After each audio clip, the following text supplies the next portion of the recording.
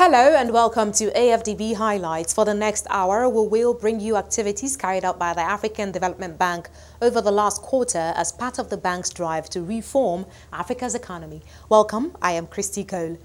We begin from Gauteng, Johannesburg, where the bank kick-started its activities for the second quarter with the inaugural launch of the Africa Investment Forum.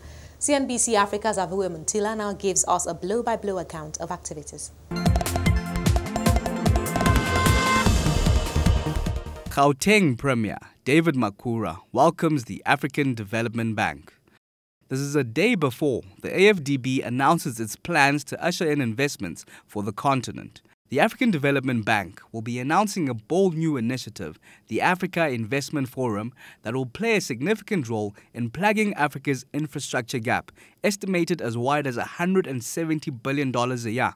At the Michelangelo Hotel in Sandton, Johannesburg, Premier Makhura shares a joke or two with the African Development President Okonjo-Iweala.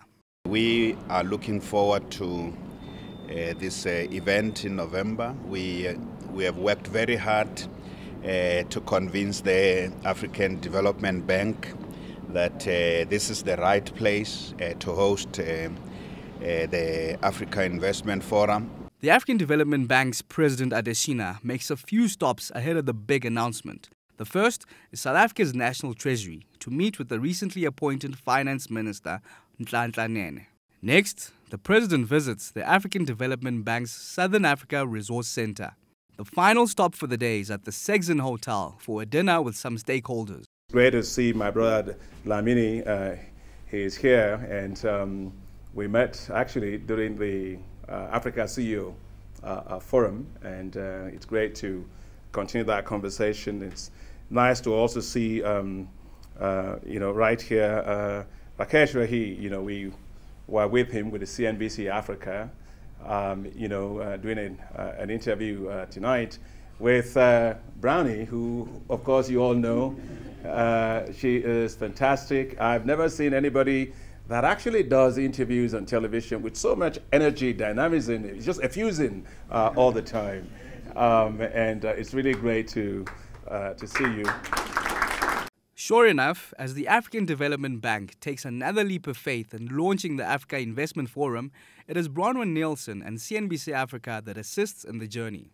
CNBC Africa has had the pleasure of interviewing President Adesina for many, many years, first in his capacity as the Minister of Agriculture in Nigeria, and since September 2015 as the President of the African Development Bank. Over that 8-year period, what CNBC Africa can emphatically tell you is that this is a man who is true to a word. He generally sets a vision and then he executes on it. And in Davos earlier this year, he did exactly that. In his CNBC Africa interview, Dr. and President Adesina sat down and spoke of the Africa Investment Forum and the imminent launch. And ladies and gentlemen, here we are today at the inaugural launch. Without further ado, it is my pleasure to welcome to the podium Dr. Okonjo-Iweala Adesina, President of the African Development Bank.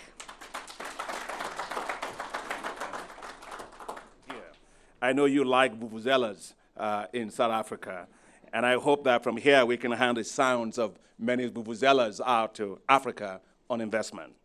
I would like to thank in particular His Excellency President Cyril Ramaphosa and his government for their strong support for the African Development Bank and their commitment to the need for accelerated development in Africa. The time for that is here, and a time for which we need game changers. I am here to tell you what is probably the most important game-changing investment initiative for accelerated economic development undertaken in Africa. It is called the Africa Investment Forum.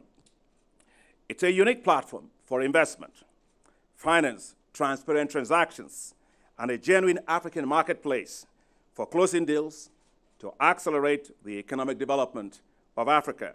The fact is, however, no individual benefactor, no matter how rich, or government, or sovereign wealth fund, or even a multilateral development bank for that matter, can provide the resources to meet Africa's critical economic development needs. While the African Development Bank and many other multilateral partners and donors are making significant contributions, this still does not close that gap. But Africa can, and Africa must do so. Financing Africa's development has to be a collective and cooperative task, requiring broad partnerships with the private sector and an appreciation of the realities of global investment patterns. The Africa Investment Forum will be an Africa investment marketplace, where the African Development Bank and its partners will screen and enhance bankable projects, attract co-investors, and facilitate transactions to close Africa's investment gaps. This unprecedented platform will reduce intermediation costs, improve the quality of project information and documentation, and increase active and productive engagements between African governments and the private sector. Preparatory work on these engagements has already begun and will continue throughout the year. This first ever Africa Investment Forum will be held 7th to 9th of November right here in Johannesburg, South Africa. It is not a one-time event, just to be sure. It will be a permanent platform that will help fast-track the implementation of commitments from previous fora. We as the Gauteng provincial government are very pleased to have won the bid to host this biggest and quite incomparable investment platform on the African continent. I want to emphasize we won the bid. We didn't get this through favor. We won the bid. We put a very strong bid to host the Africa Investment Forum, and we demonstrated our strong credentials, firstly as a major proponent of the African economic integration and a key driver of Africa's industrialization and inter-Africa trade. To receive a vote of confidence from one of the most influential, respected, and credible institutions of our continent, the AfDB. I want to assure the AfDB and all investors and business people who are with us here and those who are still to come to the forum in November that we are ready to host this groundbreaking investment platform for our continent. We have an impeccable track record in hosting continental and global events of the magnitude and significance represented by the Africa Investment Forum.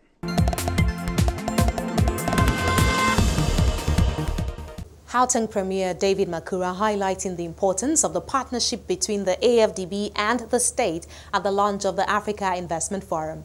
Our next stop is the talk session chaired by CNBC Africa's editor-at-large, Bronwyn Nelson, where stakeholders held the AfDB and Gauteng province to account on the benefits that accrue to the continent from the newly introduced Africa Investment Forum. Is that the African train has left the station and you need to find a way to get on board or risk being left very far behind. On that note, I would like to point to Jacko Marie. So I'm sure you didn't expect this, but we are going to get a roving mic to Jacko Marie. Of course, he is former head of the Standard Bank Group and current chairman of Liberty. He's also one of the special investment envoys that President Cyril Ramaphosa has appointed to garner that $1 trillion investment over the next 5 years. And Jacko, I think it would be appropriate for you to say a couple of words at this juncture, given the enthusiasm around the Africa Investment Forum. Well, thank you, Bronwyn, and President Adesina and Premier Makhura. Great to be here. I can only endorse what's been said. I think this is an incredible initiative, long overdue, and having a focus on investment in Africa is clearly so critical, as we all know. And I think it fits in very neatly with what we, as the special envoys for the President here, are trying to achieve within South Africa. It's Bronwyn. It's a trillion rand, not a trillion. A trillion rand. Oh, sorry, I didn't want to put that target too enormously. You must have had a heart attack there, Jack. Over 5 years, but it's a subcomponent of what you're trying to do, and I think the initiatives that we'll be launching will dovetail very nicely, and we're incredibly supportive of this initiative of yours. So well done, and we look to ride on your coattails and to also assist where we can. Thank you very much. So, Jacko, I hope that President Cyril Ramaphosa doesn't take a cue from that and up your targets to that number. My apologies if I've given you an enormous headache. So we're now going to take a Q&A from the audience. If you could observe the following protocol, please put your hand up. We will deploy a roving mic. If you could state your name and where you're from, and then address your question. Thank you. If we could deploy a roving mic to the gentleman in the middle there. Thank you. Thank you very much. My name is Musa Shivambu. I'm from Mbeu Insurance. I'm very much excited about the initiative that Africa is taking. I only have one concern though, and I would like to ask the leadership there that, you know, in Africa, we consume what we don't produce, and we produce what we don't consume. How do we then correctly address that issue? And another thing is that such initiatives, according to me as a young entrepreneur, they don't really dwell down into the details of how, you know, I hear you talk about a lot of numbers, the trillion funds there, all of this. Trillion rand. We must make sure we've got that on point. Exactly. Now. But it doesn't drill down to an individual, to me, on how to access such, right? It's mainly on high level. And such initiatives, I feel like they don't really include us as the youth, right? And I think we are the future of Africa. Such initiatives should include us as the youth to drive them going forward. Thank you. Thank you. President Adesina? Yeah. Well, thanks very much, Musa. Let me just say that you're not just the future of Africa, you're the present of it. And this initiative, we wanted to make Africa a place the young people want to stay. Look, as president of the African Development Bank, anytime I turn on CNN and I see young people hanging onto rickety boats, trying to get to the Mediterranean Sea, to get to Europe, that's not the kind of Africa we want for our young people. We want an Africa that is growing very fast, fast-paced growth, why not double-digit growth, but with equitable growth. That's what we're really talking about. You know, we're trying to develop a new kind of Africa that we want to be very proud of, not one where people move away from, one where people move to. So that's why the quantum numbers of amount we want to go, it's actually there. But on the young people, we at the African Development Bank, you know, we are investing massively. We have a program ourselves that's called Jobs for Africa's Youth. And that program is to help African countries to create 25 million jobs in the next 10 years and to impact 50 million people as well. You know, and we have a fund that we actually just set up with the European Union, which is a $200 million fund, which is called Boost Africa, which is supposed to support businesses like young people like yourself, early stage businesses that are high risk businesses. I had a fantastic discussion with the Premier and also with the commissioner in the provincial council, in the Gauteng province, about how we're going to bring exciting things for young people. Just to add, the youth very much at the center of the growth in the Gauteng province, especially entrepreneurship, as referred to in the question. Yes, Bronwyn, thank you very much for that. Musa, you would know that the youth is very much at the center of the agenda of our provincial government. We have a program called CEPO 1 Million, which focuses on how to integrate young people into the economy, whether jobs or as entrepreneurs. And I think for the conference, for the forum that we're talking about, the youth should be at the center of the Africa Investment Forum, because Africa's greatest wealth is its youth. While delegates were afforded an opportunity to network here, CNBC Africa caught up with some of the stakeholders to get insight on how the Africa Investment Forum will grow the continent's economy. Basically, the bank will partner not only the African governments, but also the other development finance partners, development finance institutions, including, let's say, the World Bank, the EBRD, the IFC, the European Investment Bank, and Islamic Development Bank, for example, the Asia Infrastructure Investment Bank, but also, more importantly as well, the private sector. And when we say the private sector, it's not only pension funds, institutional investors, but also private equity funds, developers, and strategic investors. 10 years ago, you know, when we talked about the continent, people forget very quickly. We were talking about just corruption, we're talking about famine, we're talking about... At least now we can talk about actual projects. We can talk about, you know, deals being done. We can talk about, you know, 30-year projects being put together.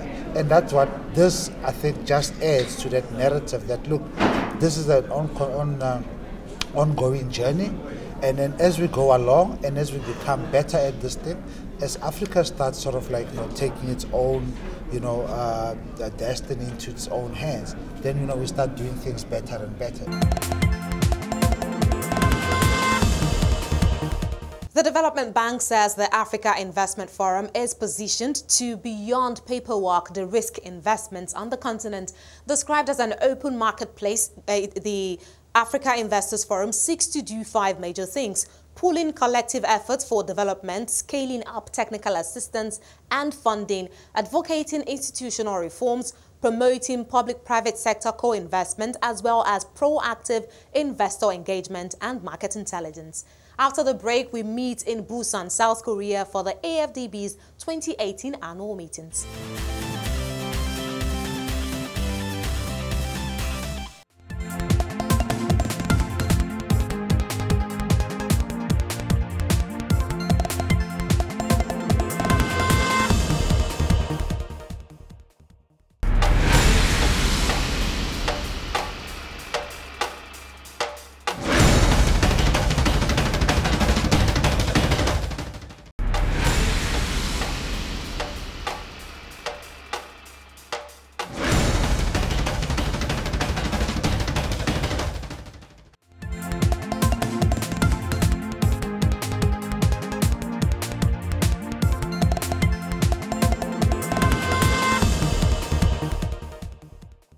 Conversations at the 2018 annual meetings of the African Development Bank have essentially focused on accelerating Africa's industrialization. An estimated 4,000 delegates who participated in the week-long events cut across heads of government and parastatals, business leaders from across the world, the academia, and of course, the media. The CNBC Africa team, live from Busan, South Korea, now brings you highlights from the event. You're welcome. I am Christy Cole, and as they say in Korea, Hwangyong Amida.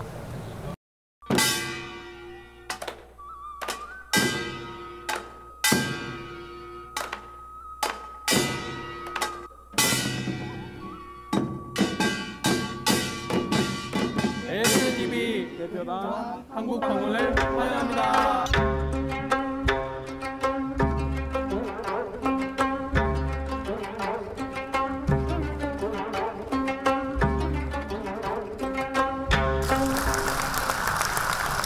Good morning. Jongin Achim. Bonjour. Bon dia. Assalamu alaikum. Welcome to the 2018 annual meetings of the African Development Bank Group. I am delighted to be in Korea and the smart city. That signaled the official opening of an event hosted by the AfDB in partnership with the Ministry of Strategy and Finance of the Republic of South Korea. The purpose? To accelerate Africa's industrialization and move the continent beyond its current status. I would like to thank the government of Korea for hosting us for these annual meetings. Many thanks to all the members of the Korean Planning Committee for the annual meetings and our own bank staff for their excellent efforts.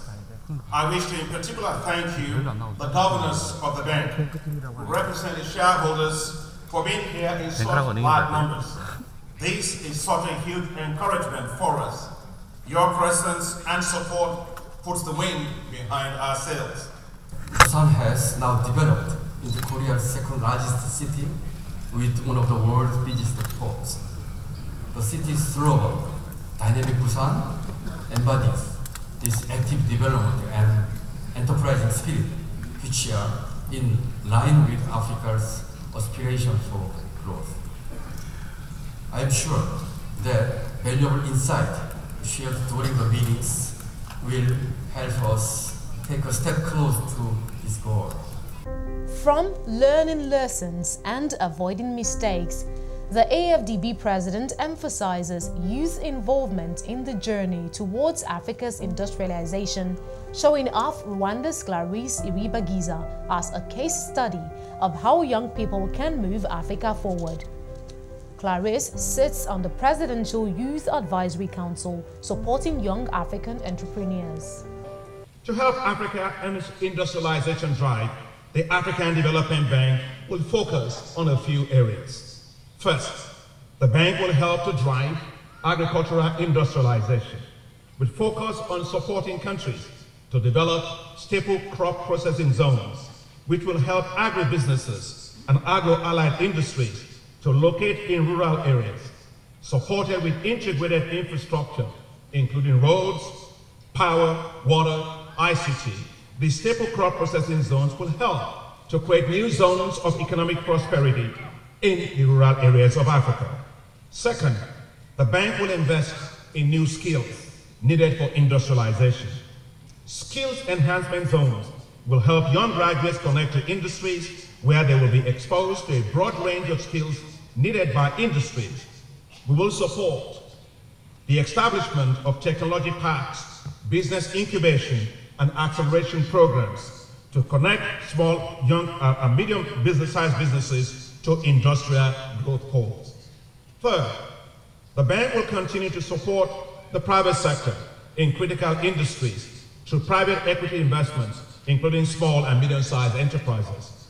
Fourth, the bank will continue to support the development of the capital markets to deepen access to finance for businesses to grow and to thrive on the continent. And finally, the bank will support the partners, with its partners, the North-South cooperation and South-South cooperation in industrial development, especially for special economic zones, so Africa can learn from the best lessons that work and avoid the mistakes of others. A high-level panel dialogue featuring Prime Ministers of Rwanda and Morocco, the World Bank President and the AfDB President followed the opening remarks. Why we're actually having this conversation here about how to accelerate Africa's industrialization. When I take a look at Africa, we have a huge amount of natural resources, whether it's agriculture, minerals, oil, gas, metals.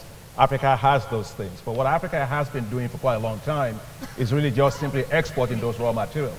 And so Africa finds itself at the bottom of those value chains. And so to be able to industrialize, first and foremost, you have to add value to those things and therefore reduce your vulnerability to the volatilities of commodity prices. As Africans, before we talk about this industrialization, we have first to understand very well what is going on in terms of the global value chain and try to position ourselves as Africans.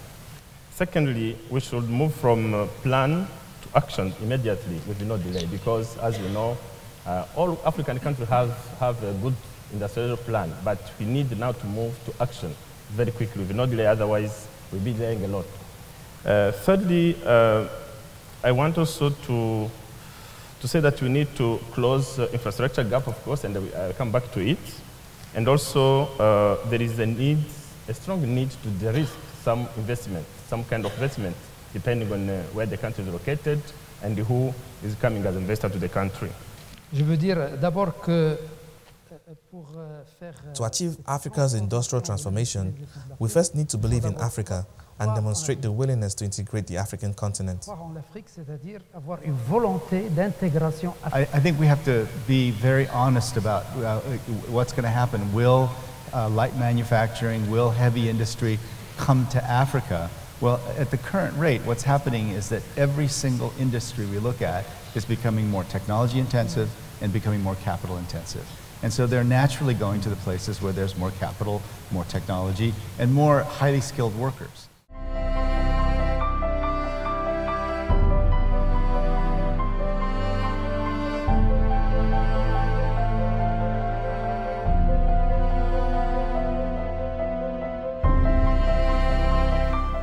after panel.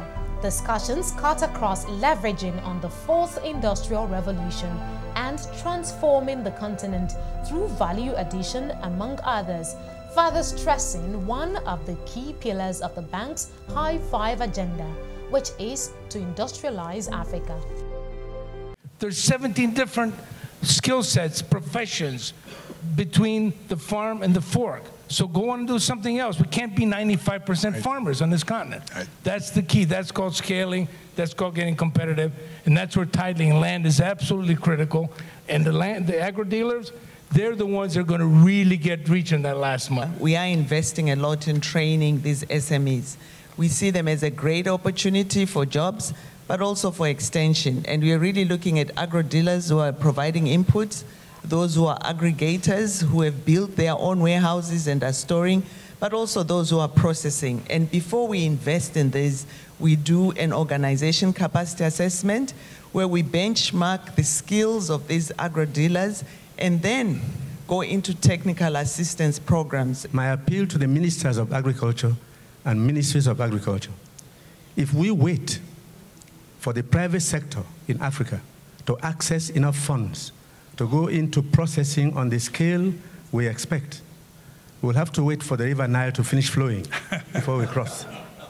Governments have to intervene, look at strategic sectors, support the private sector in procurement of these machines, even if they are giving them at the lowest interest rate, because Africa is under terrible pressure with population growth. Nigeria will be 450 million in 30 years. That will be 1/5 of the population of the world at 9 billion. Now, if we don't move quickly enough, there will be no peace and no stability. And the same thing will happen all over Africa. Governments have to get involved directly and not wait on the banks.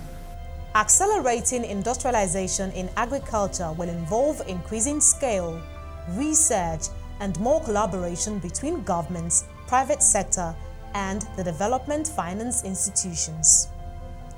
Experts say while Africa's economic growth rises year on year, this has not been matched by rising industrialization.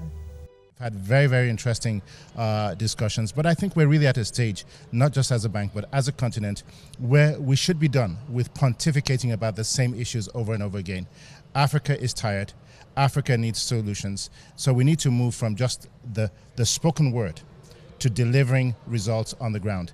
As President Adesina, the president of the bank, usually says, the future is yesterday and we're already late. I contend that for Africa to really make it, there are two things. One is, first of all, agriculture, and the second one is industrialization. Because industrialization will enable us to participate at the higher end of the value chains of business, not just confine ourselves to a resource-producing continent. You can't talk about industrialization without human capital. You can have the industries, you can have the energy, you can have the infrastructure. If you do not have the right human capital, if the human capital is not nurtured, then we cannot have the industries. We would be speaking in a vacuum.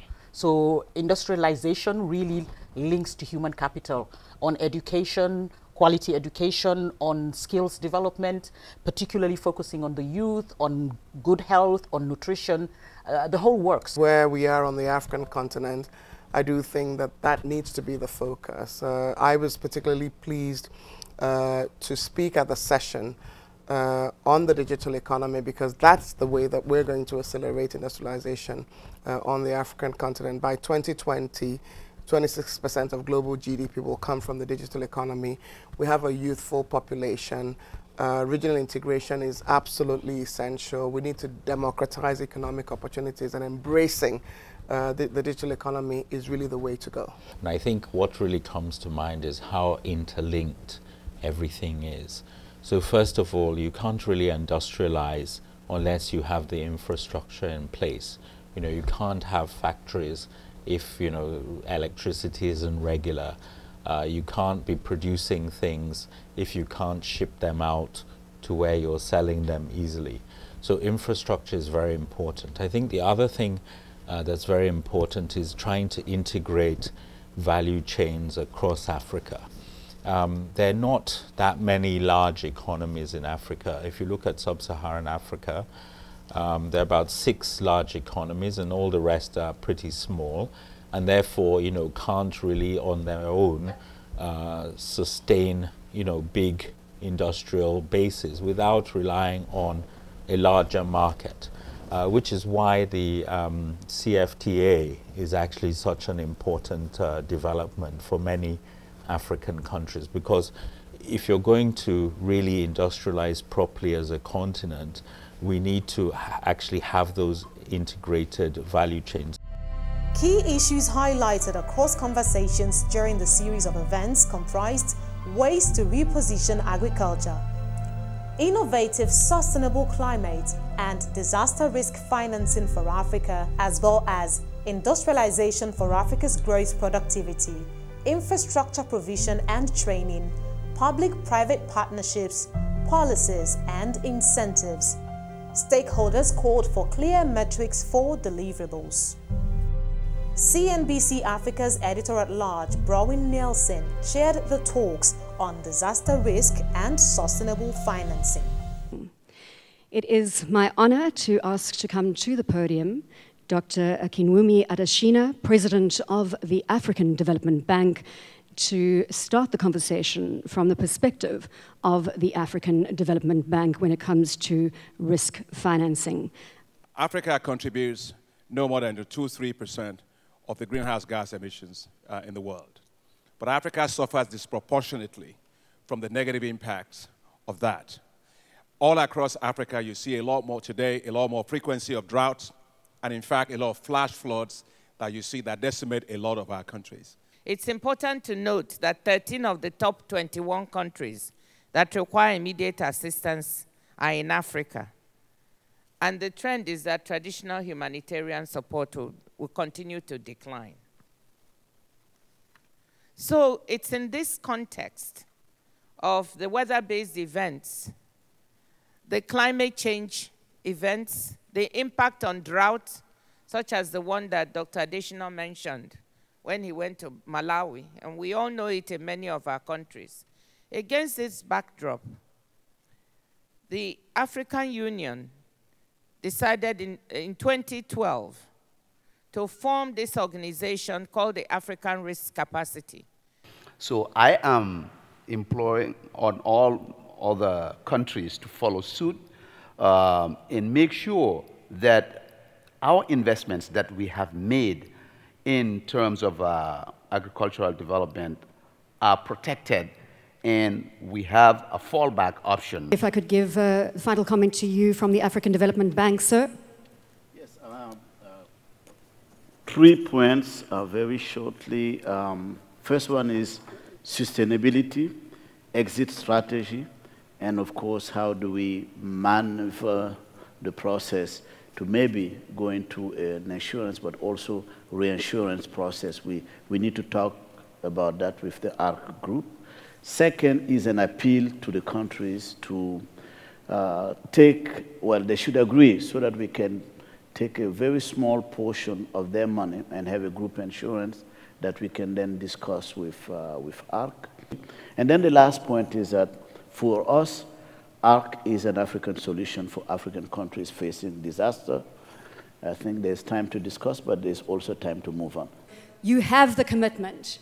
Let us monitor it, let us measure it, and let us see this African solution turning into a very, very viable solution that Africa can stand proud behind.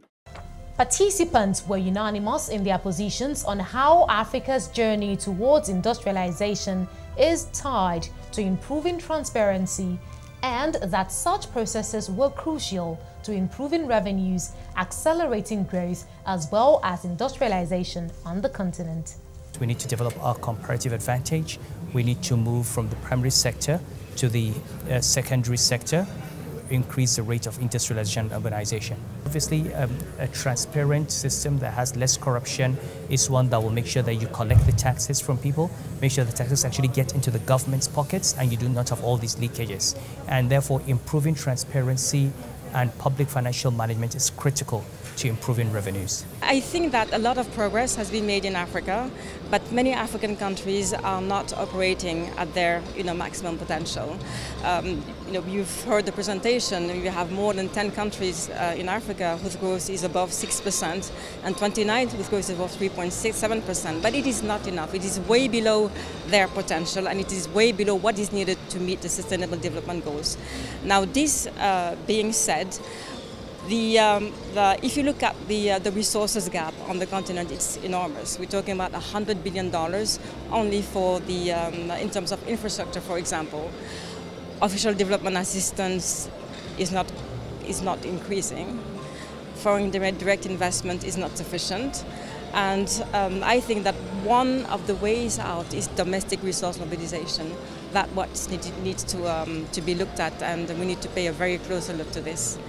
But it will require massive investments from Africa, from Africa's own resources, from the private sector, and also from international development partners. You're watching highlights of the 2018 annual meetings of the African Development Bank held here at Bexco, Busan, South Korea. Activities have included high-level panel discussions as well as practical knowledge transfer sessions held across countries and by collaborators, the Ministry of Strategy and Finance of the Republic of South Korea. There is more to come after the break. Stay with us.